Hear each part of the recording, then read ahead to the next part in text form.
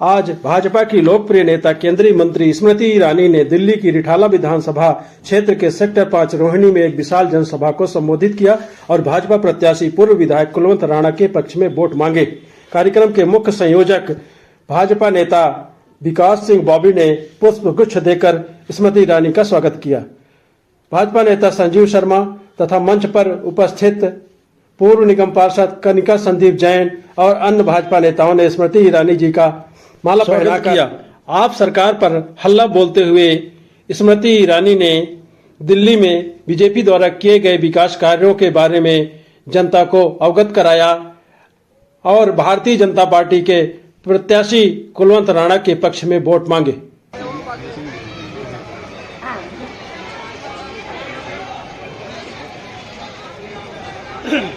भैया रुक जाओ, जिनका नाम लो प्लीज वही आए। हाँ, पूजा सम्मानी दिया गई।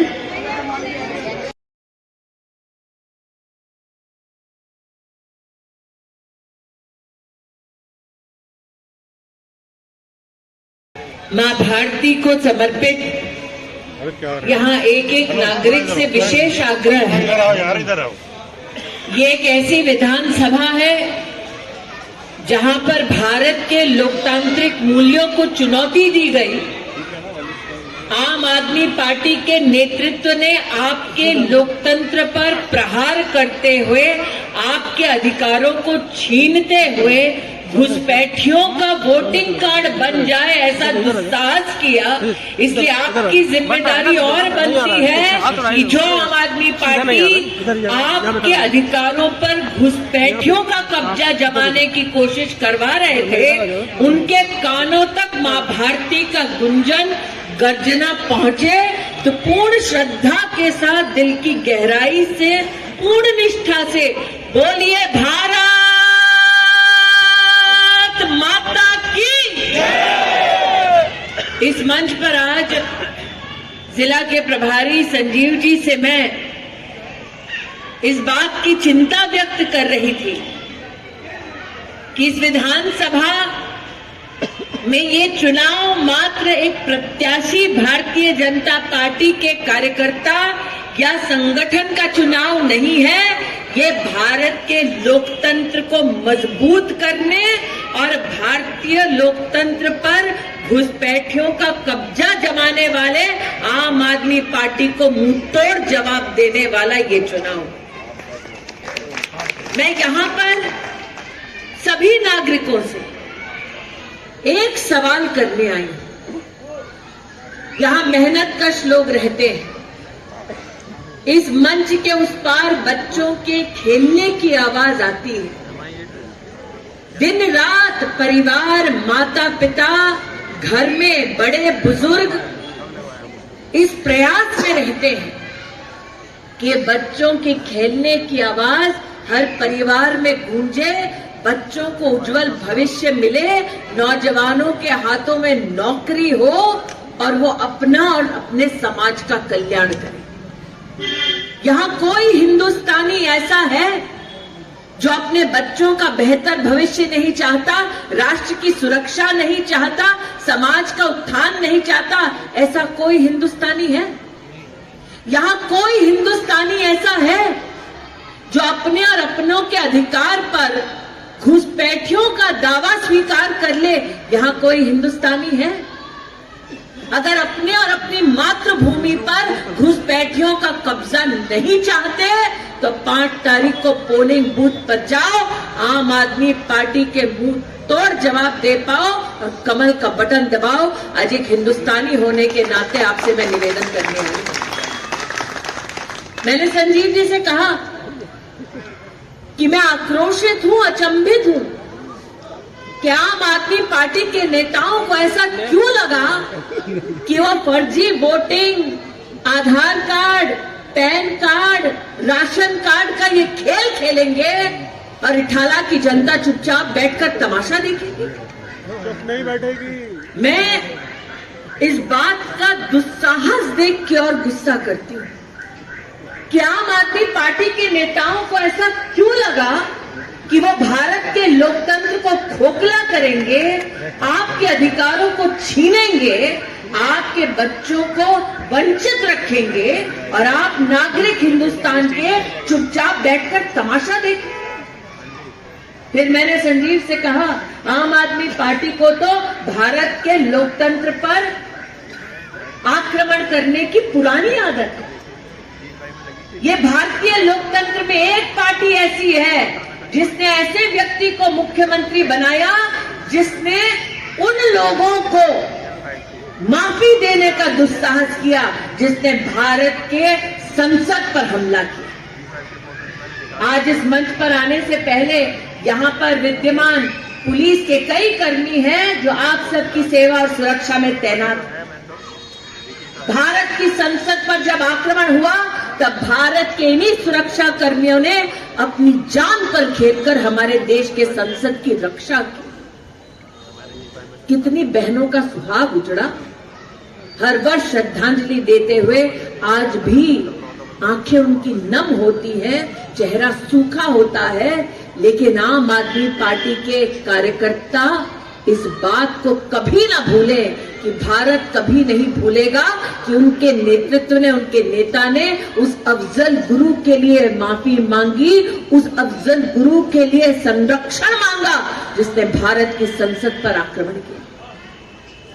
इसलिए आप सबसे आज कहने आई हूं, ये मात्र एक प्रत्याशी, एक पार्टी का इलेक्शन नहीं है, चुनाव नहीं है। आपकी अपनी विधानसभा में आम आदमी पार्टी के कार्यकर्ता और नेता ये जीवंत उदाहरण है कि वो भारत के लोकतंत्र पर बार बार आक्रमण कर रहे हैं और वोट की ताकत दिखाकर दोबारा विधानसभा में जाने का दुस्साहस कर रहे हैं। 5 तारीख को जब आप वोट देंगे तो याद रखिए उस सुरक्षा कर्मी को जो मौत के घाट उतरा ताकि भारत की संसद सुरक्षित रहे। याद रखिएगा कि जिस पार्टी ने झांसा दिया कि वो लोकतंत्र को स्वच्छ करेंगे, उस पार्टी के नेताओं को पकड़ा गया कि वो घुसपैठियों के लिए फर्जी वोटिंग कार्ड बनवाने का दुस्साहस कर रहे हैं। इसलिए अपने लिए, अपनों के लिए, अपने देश के लोकतंत्र के लिए 5 तारीख को पोलिंग बूथ पर जाएं, कमल का बटन दबाएं।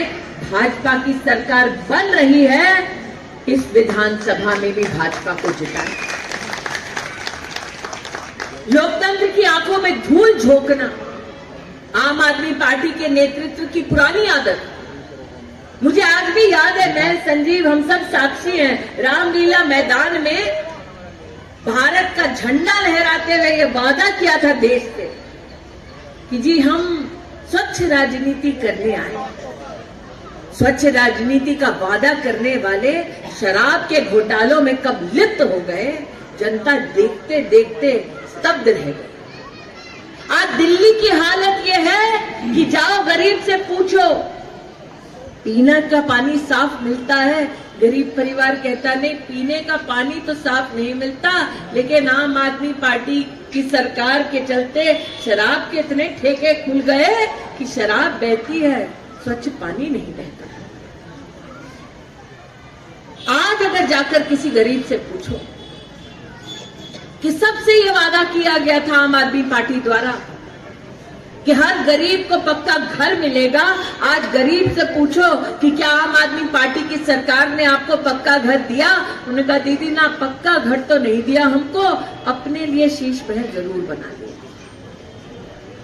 मैं इस मंच पर बाकी वक्ताओं की तरह शेर व शायरी नहीं करूंगी, ना लुभावनी बातें कहूंगी, मैं साक्षात सत्य कहूंगी जिसको आपने खुद जिया है, झेला है, देखा है। और सच ये है कि आज आप गरीब के पास जाकर पूछो, वादे तुमको बहुत किए, क्या उन वादों की वादा खिलाफी हुई या वचनों की पूर्ति हुई? संजीव, तुम स्तब्ध रहोगे। मैं सीमापुरी से आ रही हूं, वहां पर एक गरीब बहन स्टेज पे आकर, मंच पे आकर रोई क्योंकि इस गरीब बहन को दिल्ली की सरकार ने 1.5 लाख रुपए का पानी का बिल दिया। एक और महिला मिली जिसने कहा वैसे तो डींगे हाँकते हैं कि बिजली का बिल हमारा भर देंगे, लेकिन मुझको बिजली का बिल ऐसा दिया कि बच्चे पूरा साल पढ़ ना पाए, ढंग से खा ना पाए, सिर्फ आम आदमी पार्टी का मैं बिल चुकता करूं। इसलिए जनता जनार्दन से आज कहने आई हूं, वादा खिलाफी उन्होंने की, वचन पूर्ति नहीं की। अब मौका आया है अपने लिए, अपनों को दिए हुए वादे के लिए 5 तारीख को पोलिंग बूथ पर जाइए और कमल का बटन दबाइए। मैं आज बहन का आभार व्यक्त करती हूं जिन्होंने मेरे कैबिनेट के कार्यकाल का उल्लेख किया। कैबिनेट के मेरे कार्यकाल का सबसे बड़ा अगर मुझे संतोष हुआ तो वो इस बात का कि प्रधानमंत्री मोदी के नेतृत्व में हमने देश भर में जो गर्भवती बहनें हैं उनके बैंक के खाते में सीधा 5,000 रुपया पहुंचाया। दिल्ली में 3 लाख गर्भवती बहनों के बैंक के खाते में 5,000 रुपए पहुंचाने वाला विभाग मेरा था, देने वाले प्रधानमंत्री मोदी। और आज मुझे ये कहते हुए संकोच नहीं कि भारतीय जनता पार्टी ने ये वादा किया है 5 तारीख को आप जैसे सज्जन नागरिक पोलिंग बूथ पर जाएंगे, कमल का बटन दबाएंगे और तत्पश्चात दिल्ली में गर्भवती बहनों को हम 21,000 रुपए और 6 महीने का पोषण किट देंगे। इसलिए अपने लिए नहीं, मात्र अपनों के लिए नहीं, मात्र उस गरीब बहन के बारे में जरूर सोचिएगा जिसे उस 21,000 रुपए की दरकार है। मुझे इस बात का संतोष है कि आज नरेंद्र मोदी के नेतृत्व में दिल्ली में लगभग 2,60,000 गरीब बहनों को पहली बार गैस का सिलेंडर मिला। और आज भाजपा की कार्यकर्ता होने के नाते आपको आश्वस्त करने आई हूं, 5 तारीख को पोलिंग बूथ पर जाइए, कमल का बटन दबाइए, भाजपा की सरकार बनाइए और सिलेंडर 500 रुपए में और होली और दिवाली पर मुफ्त सिलेंडर पाइए। ये मोदी की गारंटी। आज मुझे इस बात का संतोष है, मैंने और संजीव शर्मा जी ने वर्षों वर्ष नरेंद्र मोदी जी को इस बात का संघर्ष करते देखा कि जो छोटी छोटी सड़क पे दुकान लगाते हैं कम से कम उनका व्यवसाय और बढ़े, उनकी तरक्की हो। दिल्ली में लगभग 1,90,000 छोटा व्यापारी जो सड़क के किनारे पर अपनी दुकान लगाता है, उसको प्रधानमंत्री स्वनिधि योजना के तहत लगभग 300 करोड़ रुपए दिए गए। आज मैं भारतीय जनता पार्टी की प्रतिनिधि के नाते, कार्यकर्ता के नाते, यहाँ पर चाहे वो छोटे व्यापारी हो और विशेष रूप से अगर आप किसी ऑटो ड्राइवर, टैक्सी चालक या आपके घर में काम करने वाली वो कामकाजी महिला को जानते हैं तो उसको निश्चित रूप से बताइए कि आप 5 तारीख को पोलिंग बूथ पर जाएंगे, कमल का बटन दबाएंगे और फिर भाजपा की सरकार ऑटो, टैक्सी ड्राइवरों के लिए और घर में काम करने वाली हमारी बहनों के लिए विशेष रूप से वेलफेयर बोर्ड बनाएंगे। 10 लाख रुपए का उसको बीमा देंगे, 5 लाख रुपए का उसको दुर्घटना बीमा देंगे और उसके बच्चों को छात्रवृत्ति स्कॉलरशिप देने का काम भी भारतीय जनता पार्टी की सरकार करेगी। कुलवंत जी आ गए हैं, इसीलिए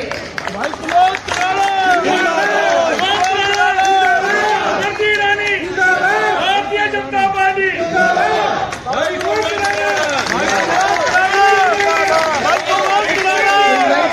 स्वागत में एक प्रश्न और करती हूँ। यहाँ कितने लोग बैठे हैं जो चाहते हैं गरीब के बच्चे केजी से लेकर पीजी तक, मतलब पोस्ट ग्रेजुएट तक पढ़ाई कर लें? कितने लोग हैं? पक्का?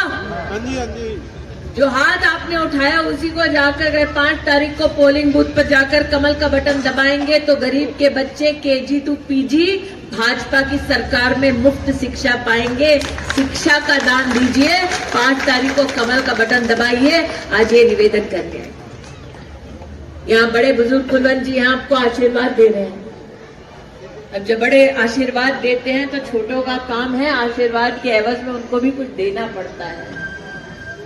तो मैं आज आपसे कहने आई हूं, जो बड़े हैं और जो बड़ों की सेवा में छोटे हैं, कि आप 5 तारीख को पोलिंग बूथ पर जाएंगे, कमल का बटन दबाएंगे, घर के बड़े बुजुर्ग 10 लाख रुपए की आयु करना पड़ रहा है। आप कैसे इसको कहें, किस दृष्टिकोण से देखेंगे? सबको नमस्कार। आपका सवाल था कि 3 बार से हम हारे, 4 बार से हार रहे हैं, यही कह रहे हो ना आप? हाँ जी। भारतीय जनता पार्टी, दिल्ली के लोग भावुक हो गए, एक गलत फिल्म देख ली, झूठी फिल्म देख ली और इमोशनल ब्लैकमेल कर लिया दिल्ली के लोगों को। दिल्ली के लोगों को जो कमिटमेंट किए थे वो डिलीवर नहीं कर पाए, उस पर अमल नहीं कर पाए और दिल्ली शहर को बदसूरत शहर बना दिया, बीमार शहर बना दिया और बहुत ख़राब शहर बना दिया।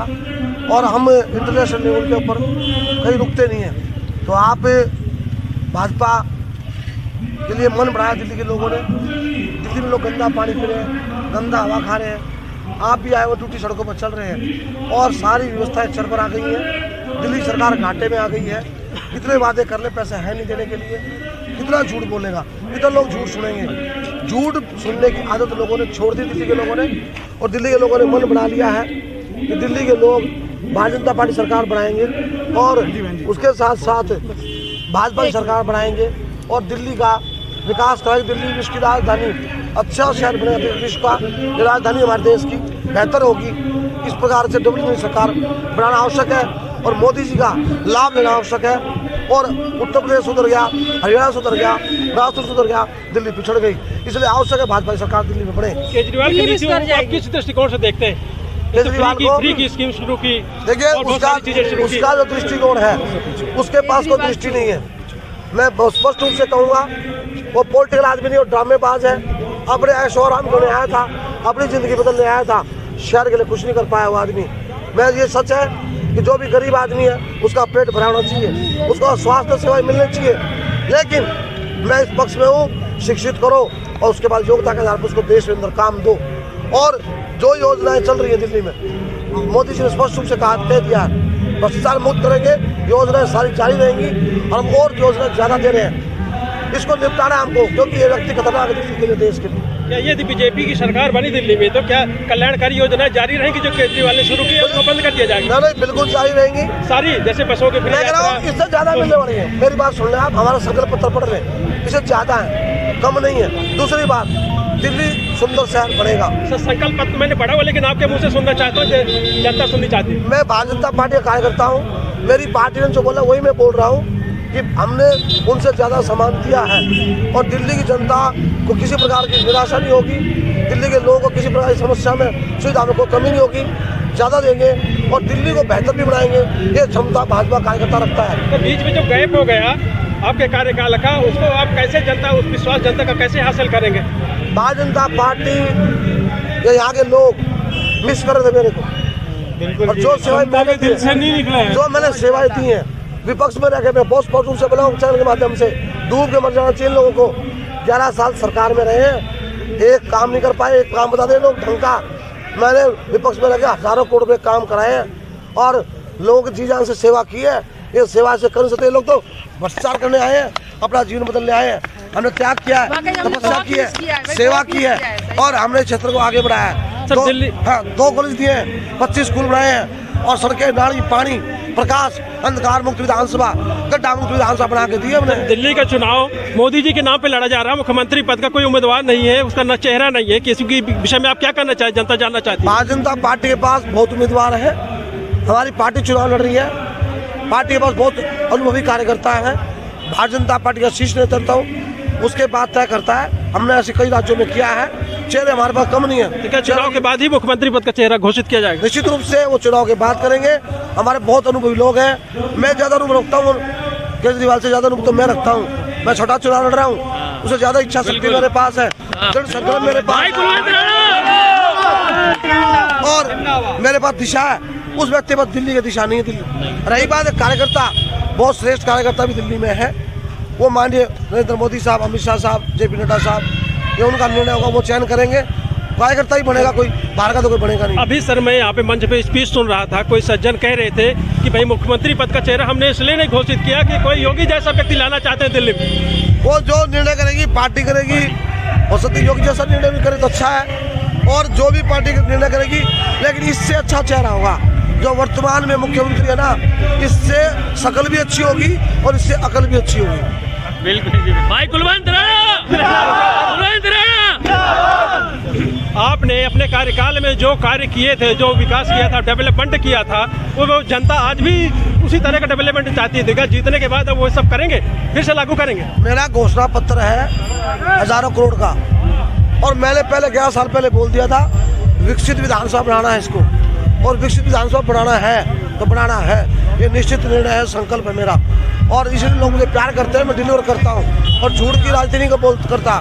जो बोलता हूँ उसको करता हूँ। तो सरकार में जब विपक्ष में रहे ऐसा करके दिखाया है, हमने करके दिखाया, बोलते नहीं हम, करके दिखाया। और भाजपा के लोग करके दिखाते हैं, और ये लोग ड्रामेबाज आए और मेरी पार्टी का पक्ष आए। आपका बहुत बहुत आभार। भारत माता की जय।